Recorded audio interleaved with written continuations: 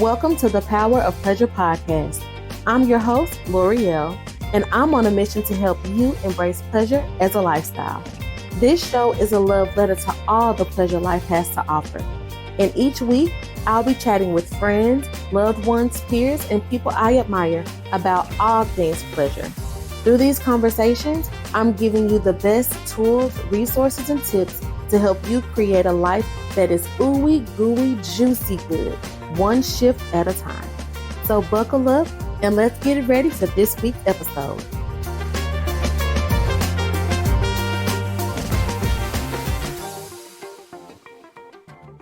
Good morning, good afternoon, good evening, beautiful people. Thank you so much for joining me for another episode of the Power of Pleasure podcast.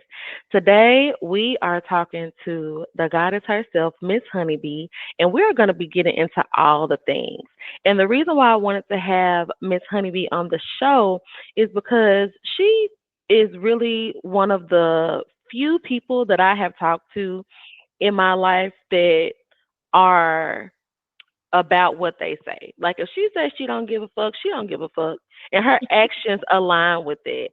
And I think that that is just such an amazing way to be, especially in this life, especially as a black woman, especially as a plus size black woman, because people love to tell you what you can and can't do and what you can and can't have. And she was like, "Fuck all that. I'm doing what I want to do." And she's done it in a big way, in an amazing way. And I figure all of us need to get in on this goodness. So help me by welcoming her with a round of applause. Woo, woo, woo. Thank you so much for joining me again. It has been a long time coming. How you doing? I'm good. I'm good. Thank you so much for that. Mhm. It's interesting that she don't give a fuck because after I turned 50, that literally became my favorite word. Mm. For for several reasons. But Mhm. I know that's real. but I'm good today. And in fact, just this morning, let me be clear that I go in and out of giving a fuck. Mhm. For real. Like I find myself this morning. I've been busy the last couple of weekends. Mhm. This would have been the first weekend that I really had to do nothing, Mhm. and I had already scheduled myself to go be outside and do some things in a voluntary capacity Mhm. here in Louisiana. And I was concerned about my back. I was concerned about everything. But I was like, I'm gonna just go because I signed up. And then literally 20 minutes before we did, I said, I ain't going. I want to decorate my house for Christmas. I Mhm. wanna, I just wanna be. So Yeah. if you go, the thing about getting to a place where you don't give a fuck, especially when you've been raised as I have, and we'll get into that, is that that's your mantra, but the internal part of you that's been indoctrinated to always care about everyone, what everyone thinks and what everyone Mhm. wants you to do, that should creep up at the least expected moments. And you're like, so you kind of got to pivot. So this morning I did have to pivot. Well, shout out to you for doing that. And I'm sure, like, as you get, well, I don't want to say I'm sure, but I would like to think that as you get older, it's easier for you to do that. I've heard that, like, the older you get, the more life you experience, the more things you make it through, the less fucks you have to give in general. And you really start to do what feels best for you and what feels right for you. So I love that for you. Yeah. Yeah. And It's been a journey, but go ahead. hmm I'm sorry. yeah, no, you're good. You're good. You know how we do. Um, so your, I know we were talking a little bit last night, and you were like, "Oh yeah, a little bit," and I'm like, "Ma'am, listen, your story is so compelling to me." And for those of you who don't know, the Power Pleasure podcast was a summit that I did last year. And me and Honeybee got to talking. Like, I think she was my longest interview for the summit because we were just going and going and going, and just talking about her story and all the things that she's been through and the amazing adventures and experiences that she's had. And so I would like for you to just take a moment to share, like, let the people know what your life was like when you were like strict Christian woman and what led to your shift in perspective, because you are dating a man that is 15 years younger than you, living your best life, having a damn good time, you outside. And so how do you go from living a life where I'm sure that was frowned upon to being where you are now? Oh, definitely. I'm the youngest of two children. I'm the only girl. My family, black folks always like to talk about their lineage. My family rests on the fact that my grandparents, my maternal grandparents, met at Hampton Institute, first in their family to go to college. Da da da da Mhm. Mhm. da. So the church that we went to when we were younger is the AME church. I don't know if any of y'all know about the AME church. The AME church is a little bit, let me be honest, the AME church is a little bit more, I don't want to say flexible, religious flexible, because that ain't it, but they're not as strict per se as like a Baptist, Pentecostal, Baptist, or what have you. Mhm. But there's still that same underlying old religious doctrine that's given. So as a little girl, I was supposed to, just grow up and get married, Um and there was all the things that you couldn't do and all the things that you shouldn't do and all the things that what have you. So I lived in New Jersey. I'm originally from New Jersey. I lived in New Jersey for the first 42 years of my life. Had a baby early, which was shame. Mhm. Um and, I was raising him and still following the rules. My brother married the first girl he dated in college. Marriage was never anything that was of interest to me because Mhm. I didn't see anything it didn't look fun. Yeah. I ain't gonna lie. So I was like, I don't. And there were all these other things that were happening in my mind and my body that just felt wrong because of that upbringing that I had in the AME church. And because my mom, rightly so, was concerned about, my safety and things of that nature. Mhm. Um, Long story short, I ended up having to leave New Jersey for the sake of my son. And we moved, and I joined another church. I got into another church experience. Child, I went to the right church. Oh Um, my. and as it happens, we've had this story. As it happens, I'm going to this church, and I'm learning new things, and they're really. Now I will say that the foundation I got from the AME church when I was coming up helped me to navigate some of this harmful things that the white church was teaching me. But I Mhm. Mhm. volunteered to take the pastor had like 5 kids or whatever. I volunteered to take some kids to the movies. And that was me, I'm a maybe if that I'll do something they'll like me. I see it now. And I volunteered to take them to the movies and we watched Frozen. Now I have always had this gift. I see things differently in movies, books, or even than other people. I always see an underlying story. And it was that Snow Queen basically singing that Let It Go or whatever. Mhm. And it resonated. And I went to therapy like 2 weeks later and really started being honest about um who I was, some of the things I was feeling, some of the things I had experienced. Mhm. And that therapist took me on a journey that led to who I am now, to led me to be like, let it go, which became to me, fuck it. You know, I don't Mhm. have to be, you know, regardless of what I get. I got 2 degrees and or whatever, and it was never enough, or it seemed never enough for my mom. Mm. I didn't want to get married. I was told after I had my baby that basically I was damaged goods, so I was going to have to accept whatever came my way. Mhm. And as a Sagittarius, that became for me that I ain't going to accept shit. Yeah. Because I ain't Yeah. going to accept less than because I have a baby. I guess it's going to be me and my baby.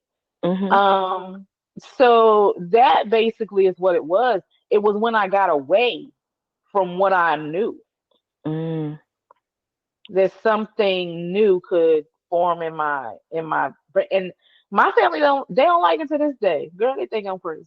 Uh, and they can go ahead thinking I'm crazy, and that's fine. But I know that what they're doing in their lives works for them. Mhm. but it wasn't gonna work for me. I was miserable. Literally, had I not, when I look back now, even though I say I left for my son, had I not left New Jersey, you wouldn't be talking to me today. Mm. Because I wouldn't Mhm. be here. I was Yeah. miserable. Too many rules. Too many rules as a black, too many rules as a girl. Too Mhm. many rules as a black girl. Too many rules as a fat black girl. Too Mhm. many things that you're saying I can't do. And it was just like, nah. And what's Mhm. strange is the moniker Honeybee came from a sermon Mhm. in that same church Mm. that gave me all them boundaries. The pastor's son led a you're gonna have to cut all this up because I'm going all over the place. No, The you pastor's fine. We the rolling with it. the pastor's son came for revival one year. And child, Mhm. when I tell you I was in the church, I was in the church. I was a leader in the dance ministry, teaching classes to teaching computer classes to seniors on Saturdays. I went to 2 or 3 Bible studies during the week, and then my Mm. son had stuff on Friday. Child, I was doing the most. So it was at one of these revivals, which I had to attend because I had to dance. Um, that he gave the analogy of a bee. And in his summation of his sermon, he indicated that, we should all be like the honeybee because according to science and all nature, the honeybee should not be able to fly Mhm. because of the size of the honeybee's body Mhm. versus these little The tiny teeny transparent little wings. wings. Mhm. And he ended it. He said, so it shouldn't be able to happen. He said, but guess what? Nobody ever told the honeybee that. Mm. And I think at that sermon, although that I began walking this thing after that movie, I Mhm. think internally after that sermon, something happened in me. Because I had Mm. been listening to everything that everybody told me. I would never Yeah. get married because I have a baby. I couldn't do anything because not only was I was black and from North New Jersey. And if Yeah. you know anything about North New Jersey, ain't nothing, you ain't supposed to do nothing if you come out of there. And not only that, but when I became a mother at 22, mind you, I was grown. I had no baby at 16. But and there's nothing wrong with that. Let me say that. Right. In the family that I came from, because I had a baby at 22 Mhm. without a husband and didn't fix it. Because Yeah. let's be clear, some people in my family had got pregnant before they got married. They just got married before the baby came. Right. Um, and so I didn't fix the sin. I just went on with life. Mhm. Nothing was supposed to happen to me. And I just said, yeah, that ain't gonna work for me. Yeah. That ain't gonna work. So, Yeah. you gotta change the paradigm shift. But some of the things that my therapist, who happens to be a good friend, because I had to fire her, Mm. we we was hanging out. Yeah. Um, Yeah. but some of the things that I was able to work through and talk through with her, Mhm. um, led me down this is why I know magic, spirit in the universe, God, whatever you want to call it, works with us. Yeah. Led me down a path to healing things and closure, Yeah. because closure is a myth, but closure of things that I never thought would happen. Mm. Um, and I thank her, sister sexologist. I'm gonna plug her a little bit. I thank her every day for just being my navigator on that path. Yeah. Um, because although I developed, so what happened is I developed the fuck it mentality, but I didn't know what to do with that. Mm. Got you. Because I have been operating in how my mama wanted me to operate and Mhm. trying to live up to who my older brother was and trying to maintain the legacy of my grandparents who met at Hampton. I was trying to do all of that in a person a little girl who didn't know who her daddy was. Yeah. Not because he wasn't there, but because my daddy died when I was young. Mhm. So, I had parts of me missing, so I didn't know how to navigate that, and I had to navigate it on my own. Mhm. Because what happened is, so the part of the story I neglect to tell is when I moved for my son, I took my son with me originally to Delaware, Yeah. but my son left 30 days after he got there. Mm. And a baby don't lose no money. I'd already put my money down. So, Mhm. so Yeah. I said, well, I guess I gotta stay. So this is the first time in my life that I am just me. Mhm. I'm not somebody's mother. I'm not, cause child, I worked at the same job that my brother worked at. Mhm. I went to the same church that my entire family attended. So when I was at work, I was Daryl's sister. When I was at church, I was Daryl's sister, Judy's daughter, Christian's mother. Your identity was always tied to Always everybody else. connected to Yeah. somebody else.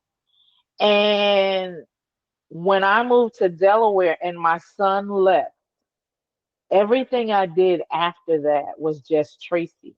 Yeah. Never had I done that in my life. Because when I moved out my mama's house, I moved out with my child.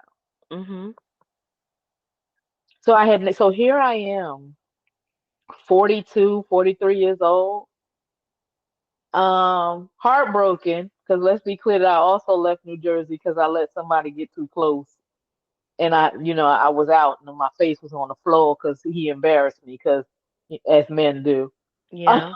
um, so here I am in Delaware, heartbroken by myself for the first time as an adult and with this new bucket attitude. I don't know who I am, but I know I don't want to be the person that I have been for 42 years. Mm. Mhm. I don't know how to move through this new thing that's in me, but I know it's there. Mhm. And I don't know how to be an adult without somebody to depend on me. Wow. So my whole identity was wrapped in that. But guess what? I remember, well, wait a minute, the honeybee can do whatever. Mhm. So we here. We not going back to Jersey because that's unacceptable. We know we don't want to be there. We Yeah. don't know what happens in it. We don't know what's going to happen in Delaware, but we know we don't want to go back. So there was no place else to go but forward. Mm. Mm. Okay. So what I was going to ask, but you kind of already touched on this, but what I was going to ask, that moment where, you took the kids to see Frozen, um, and, you got that, it sounds like a light bulb came on and it's like, oh, damn, I don't have to do this. There seems to be like whatever awakening got started when you heard the sermon about the honeybee, it just started to bloom and blossom from there. And Hmm. so you got to Delaware, your son left. It's just you. You get to be yourself and do things on your own terms. Do you feel like things started to move pretty quickly as far as like the mindset of freedom that you had matching up with the lifestyle that you were creating, or do you feel like it was still a gradual process? It was gradual and very slow because you know what Mhm. happens, L'Oreal? We get even if it's not what we want, Mhm. sometimes it's comfortable. Mm. Yeah. So I was comfortable in that place. I knew who I was. I knew the job that I had. I knew that, even though they weren't approving of who I was and what I was, I Mhm. knew they still loved me in the way that they could. So girl, it went at a snail's pace. Because let's be clear, even though I left New Jersey, because one dude broke my heart, there was another dude that, was dangling possibilities that I held Yeah. on to.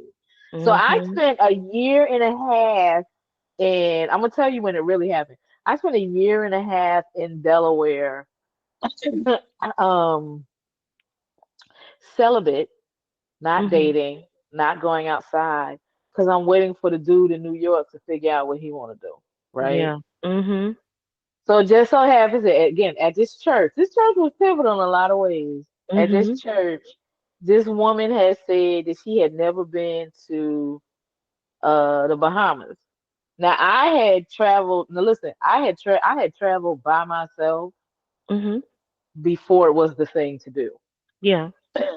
And I had been to the Bahamas by myself before.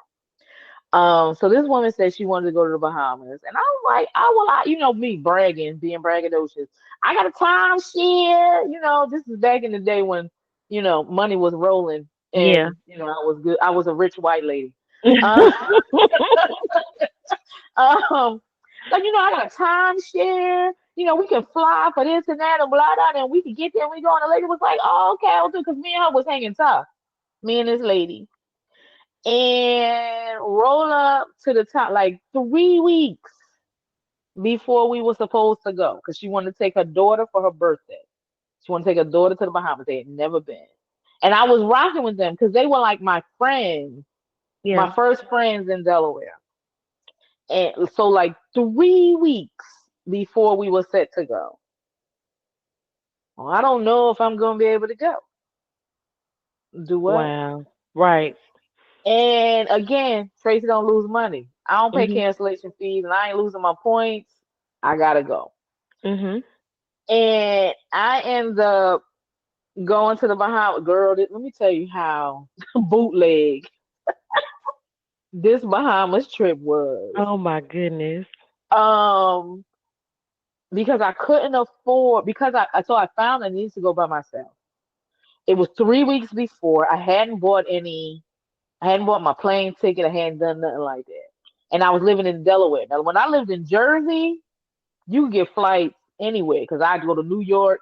You get flights anywhere for like Mhm. $99, $100 or whatever. Mhm. But I was in Delaware, so I had to fly to Philadelphia. So the flights were looking real crazy. Mhm. I had to take a flight I ended up taking a flight to Fort Lauderdale, which it turned out in my favor, but it was bootlegged as hell. I took a flight from Philadelphia to Fort Lauderdale, and then in Fort Lauderdale, you can take a ferry from Fort Lauderdale to the Bahamas, but it leaves the Mhm. crack ass of dawn, right? Mhm. So I took that flight by myself from Fort Lauderdale to to Fort Lauderdale, and then I got on the ferry the next morning and got to the Bahamas. Now the thing about the Bahamas, child, is the Bahamas island. I don't know if it's small or if it's small for black people because girl, before I got to my destination where I was gonna be staying, Mhm. it seemed like the whole island of black men knew that there was a girl from the Americas on the island by herself. Oh All my right. goodness. Yeah. Now listen, I told you I had been celibate for Mhm. whatever amount of time. I had got on this island and I needed a driver because I arranged to um, do a donation to a children's home while I was there. Right. Mhm. So I had gathered all of these things from my friends and some old church members in Jersey to deliver these items. So I needed a driver to take me from where I was staying to this place. Mhm. Baby, listen, driver came, took me. We ended up having a good conversation. And he was like, "Oh, this is so good." Because see, they think because people in the Caribbean, a lot of people are very poor. They Mhm. believe that when you're coming and doing stuff like that, you're wealthy. Yeah. Yeah. I'm a regular girl, Mhm. that has a giving heart. That's all. And I wanted to turn this trip since the trip wasn't going to be what it was supposed to be. I needed to Mhm. turn it into something else. Right. So me and him got to talking or whatever. He dropped me off, and told me, he said, "Well, call me when you're ready to go back, whatever, because I need to make sure I was safe." So I said, "I'll stay with you." So he told me I had a great time with the children. They were very grateful for the donation. Um, I even sat with the children and we had a little conversation, a little upliftment and things like that. And let me tell you something. When I left that facility, I think they did more for me than I did for them. Mm. So I'm on a high. Dude Yeah. comes back and pick me up, and I'm gonna tell you, dude, because I don't remember his name. And that's okay. That is So okay. dude comes and picks me up, and he's like, "Well, do you need to do anything while you're out here?" And I said, "You know what? A couple of friends of mine want white Hennessy. I need to know where to go get it because I've only ever been, on a cruise." He's like, "I take you to get some white Hennessy. We'll get some white Hennessy or whatever." We still chatting it up, and then he drops me off. He takes me to get the white Hennessy. He takes me to get something to eat, and he drops me off at my thing, and then he leaves. Very Mhm. polite, and I'm thinking in my mind like, girl, you should have pushed up. You Right. know, you need somebody to wipe the cobwebs off this coochie, and Right. then you and I ain't do nothing. Next day though, I come out to do my regular thing or thing because I'm by myself. Literally, I'm by Mhm. myself. So I'm gonna find things to do. I go to the pool or whatever, and while I'm walking, I see his car. He went to the front desk. He's looking for me. Mhm. So I roll up and I'm like, hey. Yesterday he said, I want to know if you want to go to lunch later today. I gotta work now, but I'll come back and get you later. I'm like, cool, you can do that. Girl, I don't know this man from a can of paint. I Right. don't know him, right? But some said, go on. Girl, we went and had some lunch, and then he had some lunch on the beach later, if you get what I'm saying. Mhm. Mhm. Mhm.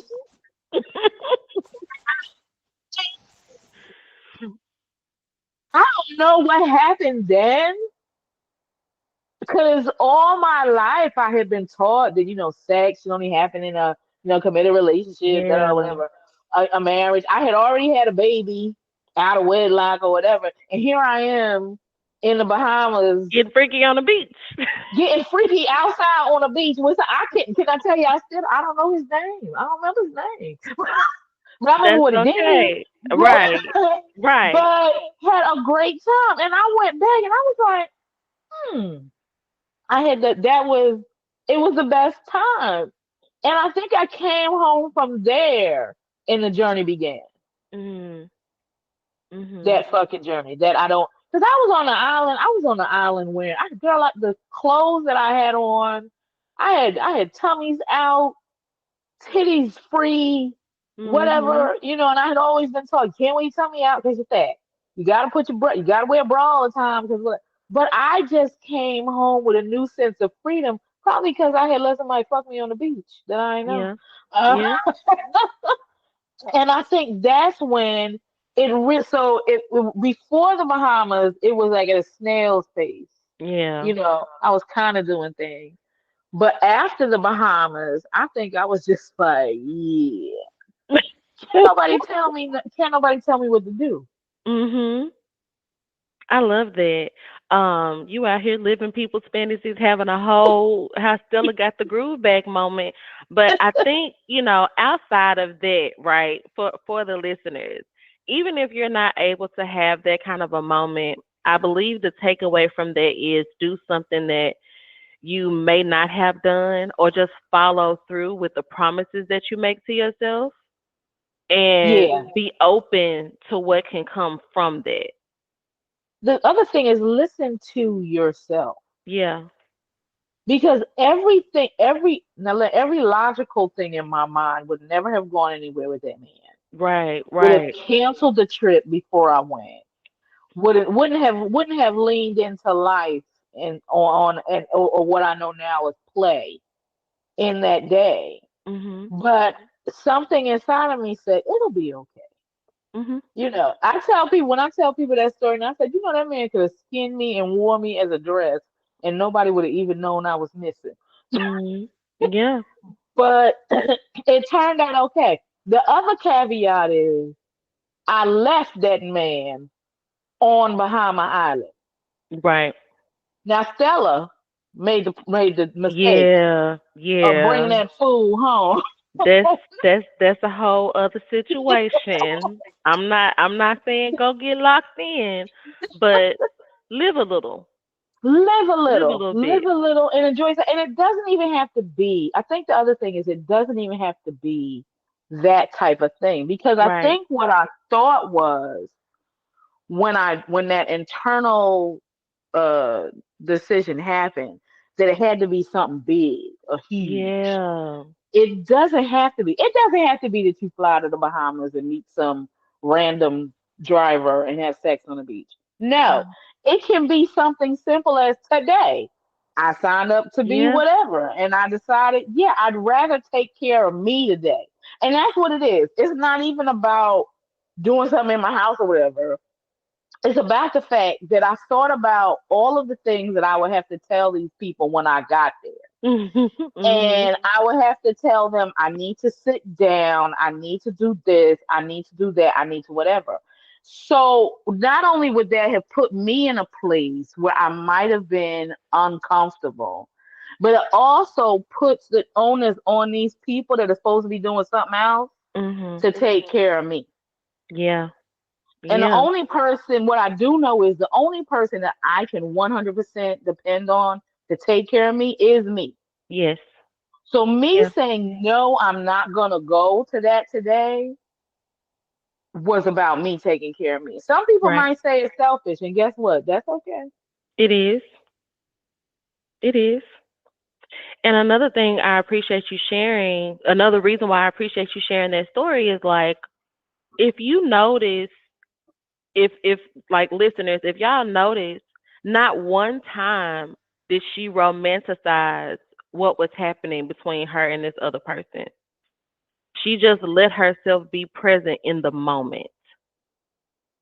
And we And don't do that. we don't. So often we want things or we think about things, and when something happens that feels good, we want to latch on to it and hold on to it as tight as possible, and we end up turning it into something that it's not supposed to be. That makes us miserable. Right, right. While just not looking at it on face value for Mhm. the thing that it was at that moment. We Mhm. miss we miss so many good moments projecting the end. Yeah. And child, let me tell you something. That's something that I had to heal from. Mm. Girl, I would get a call. You want to go to lunch? Oh yeah, we can go to lunch. Girl, but in the middle of a burger, I had us at the altar. You hear me?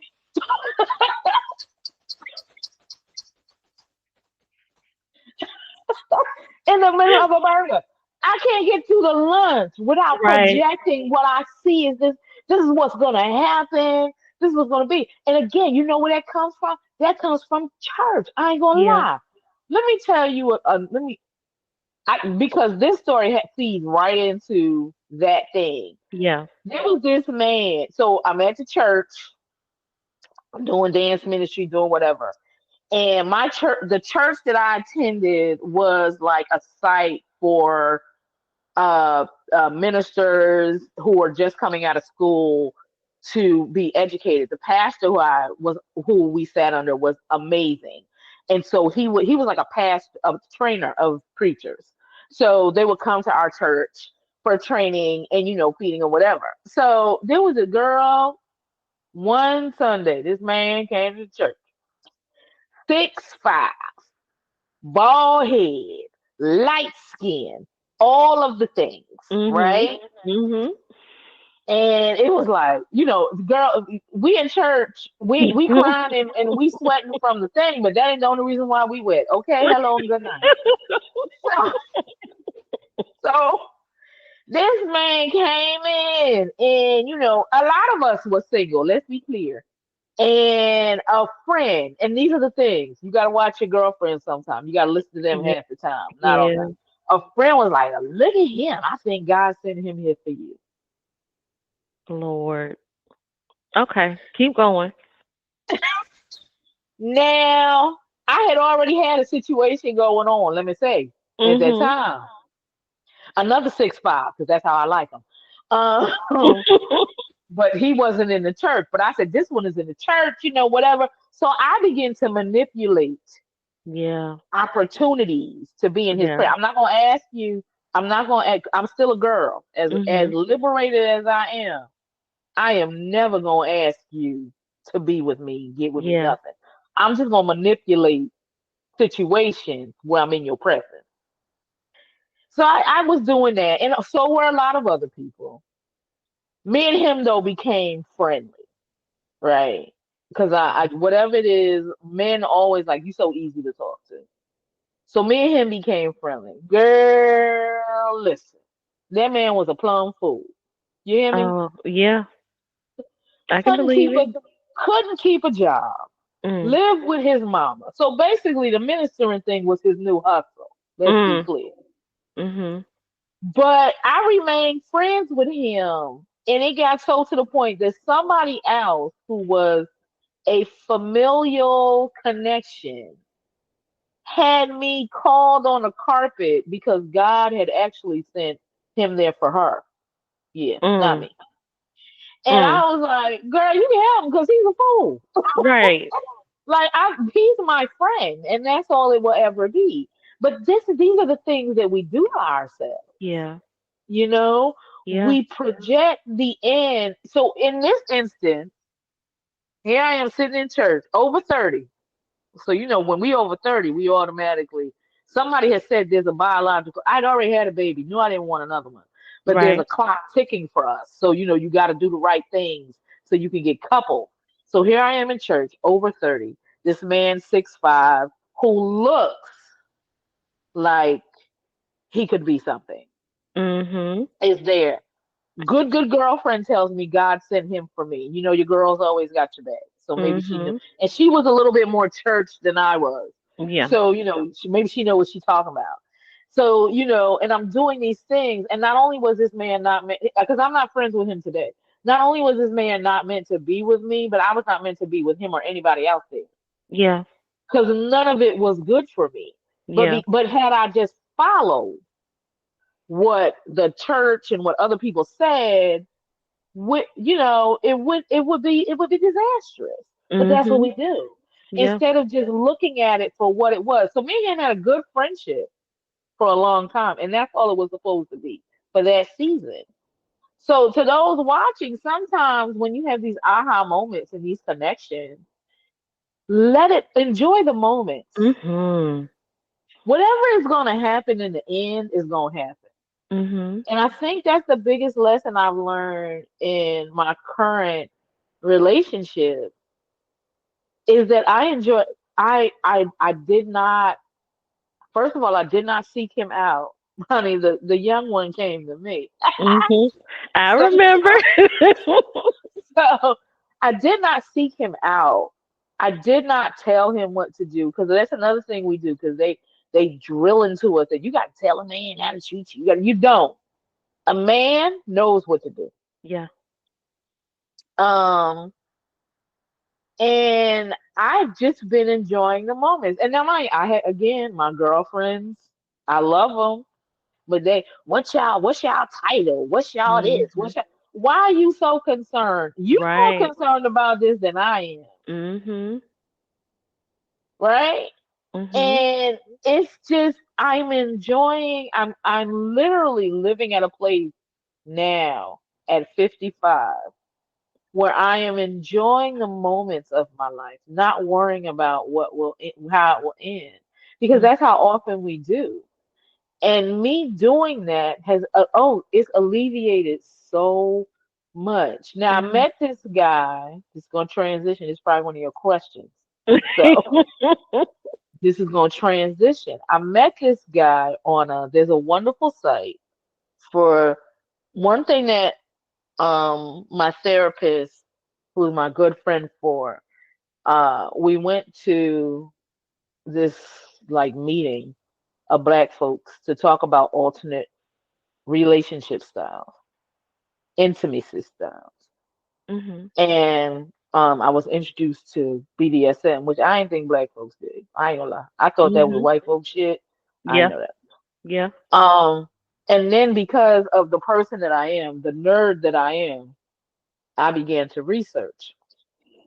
I had already been at the time because I had this dalliance with this man in the Bahamas.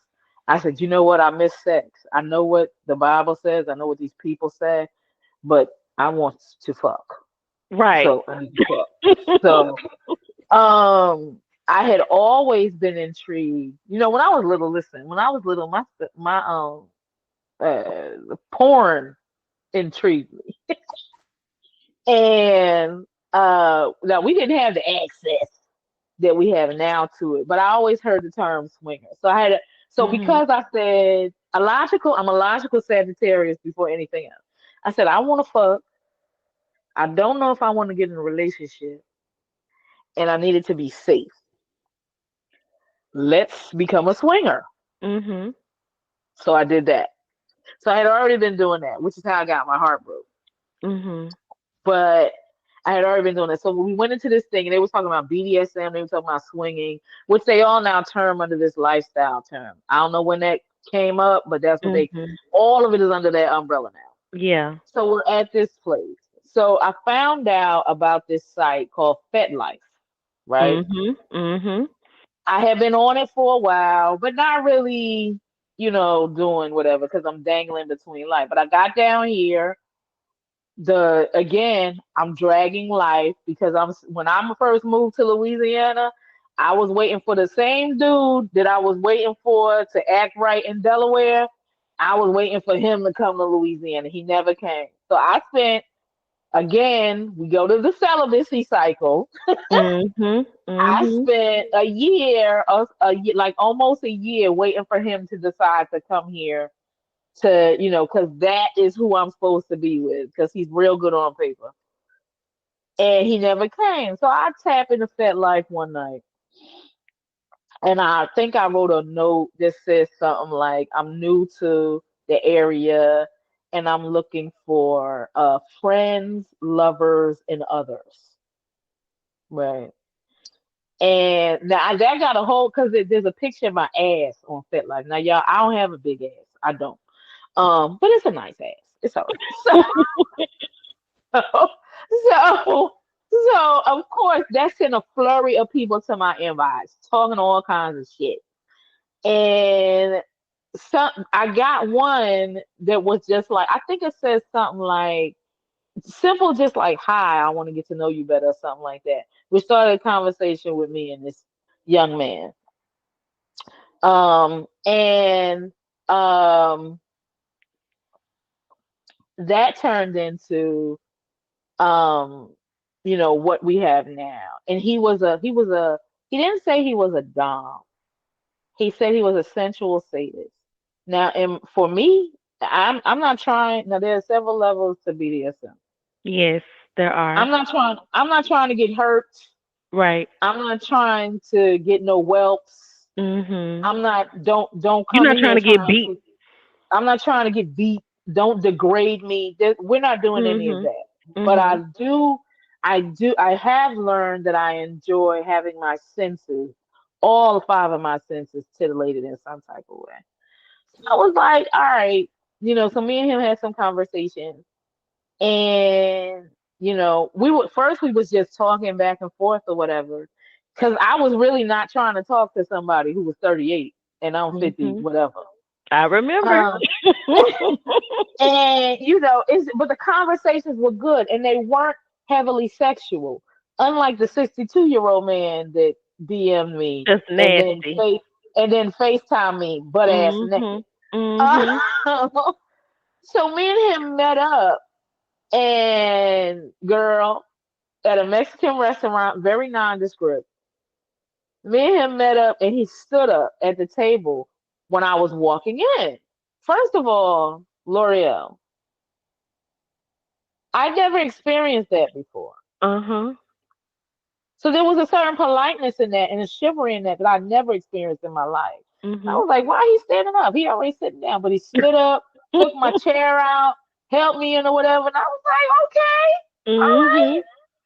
Mhm. And first, girl, when he stood up and he was 6'5", again, told you I like him like that. I said, Mhm. oh yeah. I said, well, I don't know what we gonna do here, but I'm gonna climb that tree before. That is so real. And there's nothing wrong with that at all. I'm so here for that. So we met, and we met, and he still wasn't. We met on like December 16th at that restaurant, and he still wasn't trying. I'm like, Mhm. I'm Mhm. You Mhm. Yeah. And it was a while, like after Christmas, January 6th, we like met. He's like, you know what, I want to cuddle or whatever. And I was like, cuddle. And we met, he got a room at, someplace because I told him in the beginning, I don't play at my house. Yeah. Yeah. You got to be somebody to be at my house. I don't play at my house.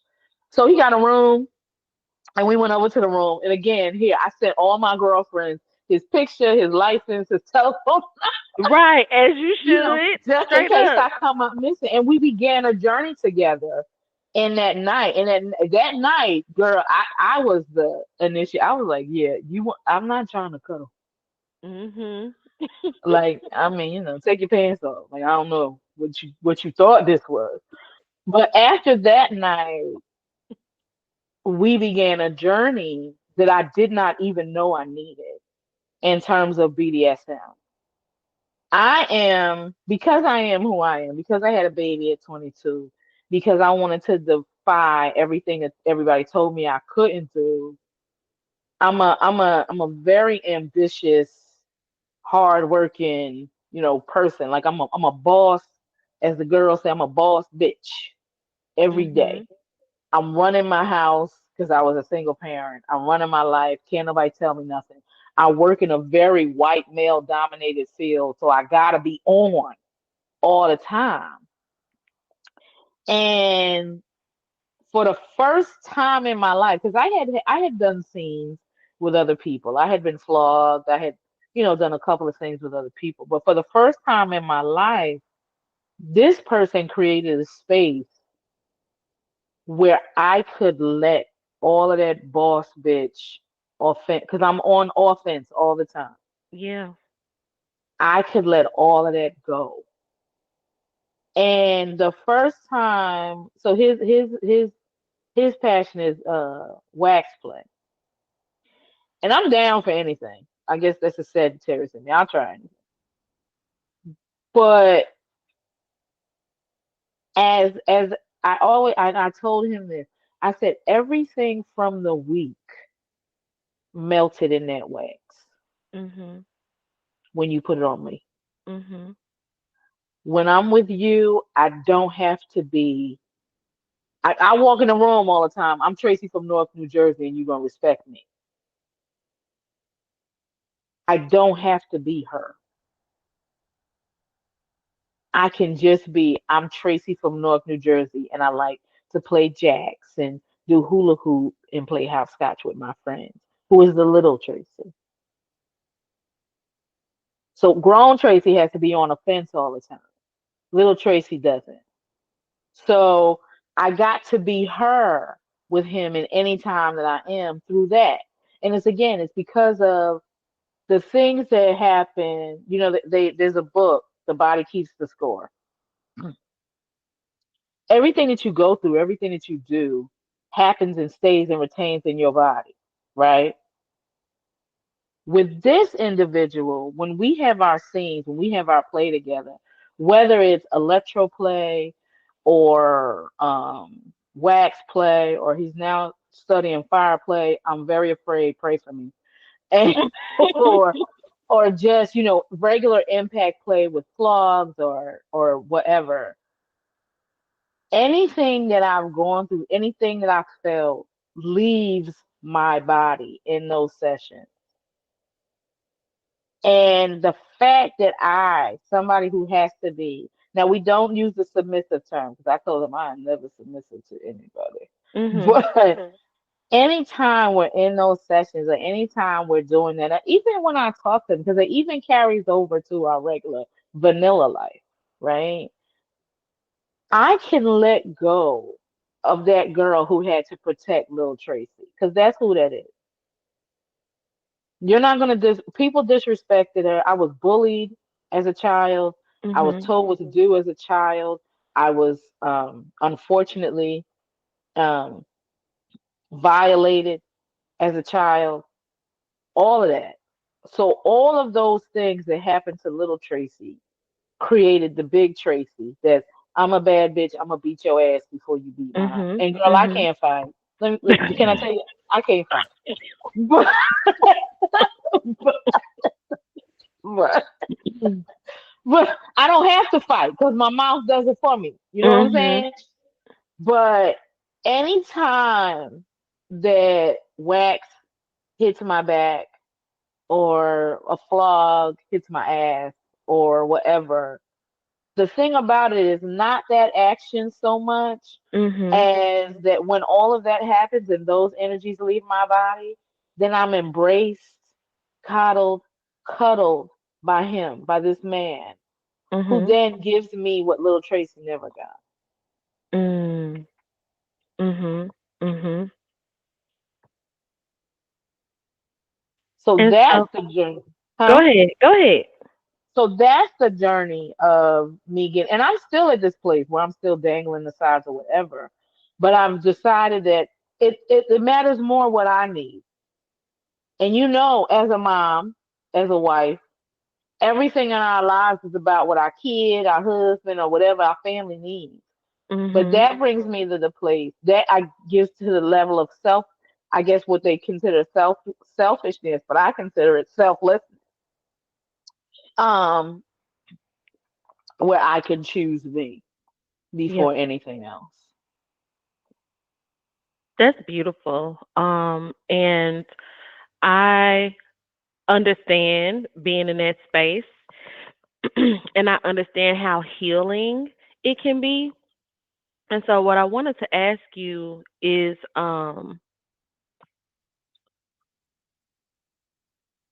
what role does vulnerability play in BDSM? And how did that deepen your relationship with yourself and your current partner?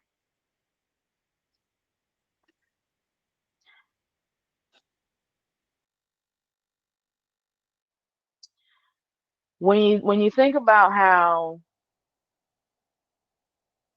you're surrendered your body and your person to this person for the scene, for the time, for whatever. I can't be, usually I'm good for saying, yeah, I ain't doing that. I'm good for that. Being vulnerable hmm, has been so liberating because you know how much it takes to hold on to things and not be vulnerable.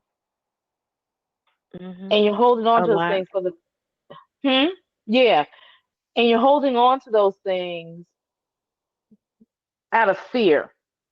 So while we think that the usual connection between vulnerability is that I can't be vulnerable because I'm protecting myself, right? But it's because we can't be vulnerable because we're afraid that if we don't, we are, that the safety is not there. So we're always on a fence. We're always ready to go. We're always holding guard. But letting go lets us let again back to Elsa. That letting go and allowing our vulnerabilities to just be. And it's that fuck it thing too. Because that's saying fuck it to my vulnerabilities. You know what I'm saying? So letting that go has let out. Not only do you let go of the fact that I have to protect myself all the time, which we do. Don't be crazy and just do this with anybody, because you gotta vet before you get into these interactions. Absolutely. Absolutely. But once vetted and you know that you can be safe with this person, letting that go allows you to feel so much. Because if you don't relax, and I don't know if you've ever had a scene, if you don't fully relax yourself while you're in session, you will not the fly won't hurt you, the candle won't hurt you, you'll hurt you because you're tense. Yeah. You're Mhm. tense, your nerves are at peak, and all of that doesn't mix well. Mhm. And I know that from experience. Yeah. Yeah. But when you relax and allow yourself to be vulnerable, not only for the physical experience, but for the emotional experience that happens with it, I never experienced subspace until I let it completely go. That Right? high is something else. It's better than any orgasm I've had, and I've had several. Mhm. Mhm. But the thing I love about my partnership, because BDSM is not about intercourse. It's not Yeah. about penetration. But what I love about my partner is I get the full realm. Yeah. Yeah. So he gonna take me to subspace and make me come crazy. Mhm. And girl, get you one. That's all I'm saying. Yes, well, I love that, and I'm absolutely gonna have to do an episode where I talk to people more about kink and BDSM and how to properly vet people. You know what to look for. We'll get into Fed life and all that stuff. I promise it's gonna come in a separate episode. But I really do appreciate you sharing your experience because I know that there's people listening and watching who are interested, and they have these misconceptions. They think it's only for white people. They think it's the extreme kind of fucked up shit that you see in porn. And it can be that, but it's It's not not. always that. It's Yeah. not. And half of y'all doing it anyway. Yeah. And don't even know it. When he smacks your ass, Mhm. that's impact. Yeah. When he chokes you a little bit, which is my favorite, all of that is. It's just if you I think if we change the language Yes. from BDSM to something that's similar to igniting our senses, because that Mhm. is what it Yeah. is. You Absolutely. bring your senses, and your sense usually sex and intimacy is something that only affects us from the waist down. Yeah. That's it. Mhm. But when you bring the BDSM into it, the way it's supposed to be done, and know it for yourself, don't allow anyone to tell you what it is. Yeah. You bring all your senses into the intimacy, and it heightens the play and pleasure intimately. But it also plays into your regular life, into your vanilla life. Yeah. And I think that's what I love about your platform, is that you speak of pleasure not just in a sexual context, because that's what people put it. Yeah. Pleasure? Oh, you talking about? No, you put it in a thing. BDSM, that thing for me is what my journey to pleasure started at that revival, with that analogy of the bee, continued at that when I took those children to see Elsa, with me in the way that I interpret things, listening to that Let It Go song, and me identifying with having to be the perfect girl, with having to follow all the rules, with having whatever, and then it's okay to let it go because I'm still here. Mhm. And it's not only fed into it's not only fed into my sexual life, which is great, but it's also made me more confident in how I approach things at work, how I approach things, when I'm just dealing with people like out in the street, and also how I approach my life. Like I sit here by myself, and today literally I'm gonna put my Christmas tree up, I'm gonna decorate my house, and I'm gonna watch Christmas movies all day. For me, that's pleasure. I made myself a hot cup of tea. That's pleasurable, you know? So it is what, if I had to sum this up at all, you have one life. That's what we got.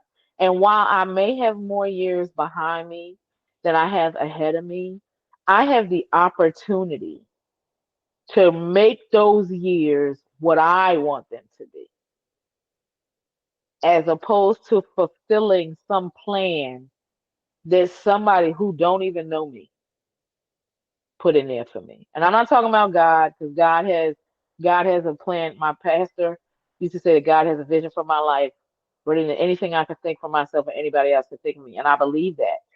And what that is ain't got nothing to do with what my mama wanted me to do, what my brother wanted me to do, what them old church ladies who ain't seen no penis in 2,500 years told me to do. It has nothing to do with that. You have at any time in life, I am proof positive that at any time in life, you have the opportunity to pivot and make life what you want it to be. And it doesn't have to be a big, it doesn't, people always think it has to be some big gesture. It doesn't. People think it has to happen till I win lottery or make a lot of money. It doesn't. People Mhm. think it has to happen. People who live in a plus size body think it has to happen after I lose 20, 50 pounds or whatever. It doesn't. The thing is that the body that I live in currently has served me for 55 years and served many others.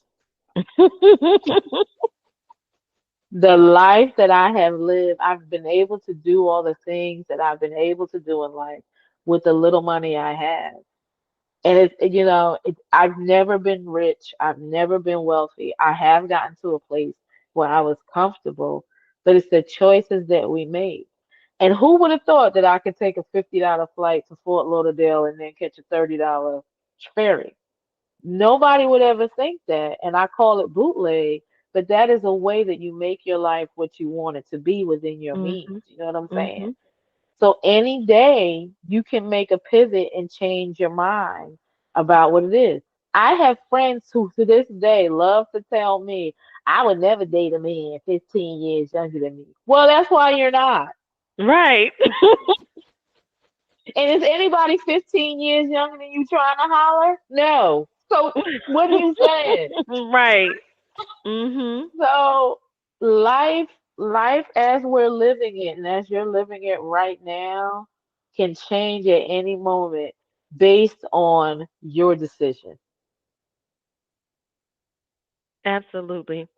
So this is why when we did the summit, I'm like, we're gonna have to talk again because I still got so many more questions, but I do want to be respectful of your time, and so I want to ask one. I'm gonna ask two questions that I ask every guest on the show. The first question is, what is your non-negotiable pleasure principle?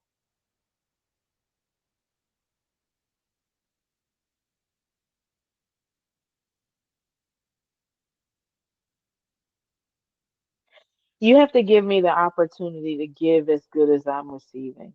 Mm, And that's something I had to teach my current partner. He's well about, it's all about you. It ain't about me. It ain't all about me. How about this? It gives me joy and pleasure to suck the skin off of your dick.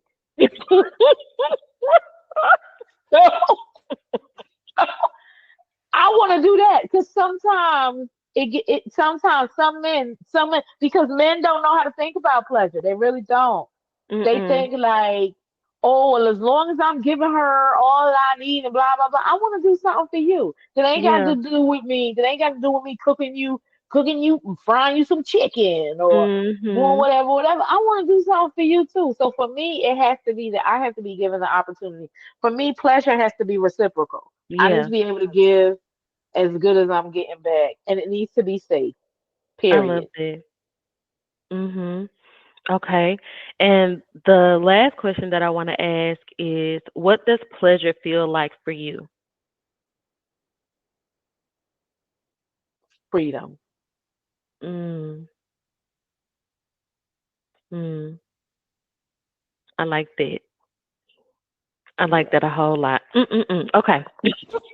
So I have so many more questions, but we probably gonna have to get together again, like for real, because I still got like my mind is just full of questions that I want to ask, especially about goddesshood and things like that, and how you develop that and how you live that out. Because there's a lot of women Oh, out here girl, let me claiming to be let a me tell goddess, you right and now. Let me tell you right now. We can zip that up in 5 minutes. We can talk about it a little bit more later. But yeah, the basis is that a goddess. So we love to get queen. I'm a queen. I'm a queen. I'm a queen. mhm, Queens got too many responsibilities. they do, Goddesses do not. mhm, Goddesses rule from a higher realm yeah, that doesn't have to do with the day to day. If you're a queen, you got to be a queen of something. Queen of mm, the castle, queen of whatever. If you're a goddess, you just are. Mm. Mhm. And too many of us don't walk through life. It has taken a long time. I think the biggest thing about it is, and this could be a topic for you, and it's for Black women. We do not give ourselves the privilege to just be, Mm. Yeah, and we don't. that's what being a goddess is. I'm just here. I am heavenly, and I am here. Mhm. I That's love it. that. I love that. Thank you so much. And yes, we're gonna talk about it some more. Damn it, you do this all the time. But it as always, it is a pleasure. It is so good to see your face, to see your smile.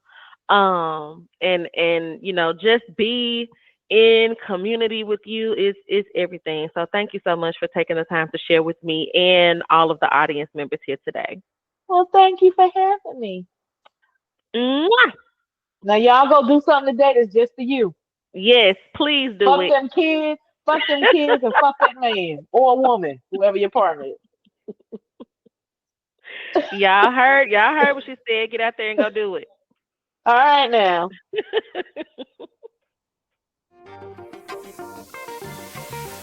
Thank you for joining me on this week's episode of the Power of Pleasure podcast. Make sure to check the website, powerofpleasurepodcast.substack.com. On the site, not only will you find some blog posts and other helpful tools to help you continue the mission, you'll also be able to access the show notes as well as any social links and resources from this week's guest. While you're at it, if you found this information valuable, which I'm sure you did in some way, go ahead and take a few moments to leave a rating or review wherever you're listening to this episode and share out on social. I hope to see you next week for another episode of the show. And in the meantime, in between time, go out and do one thing today to help you embrace pleasure as a lifestyle.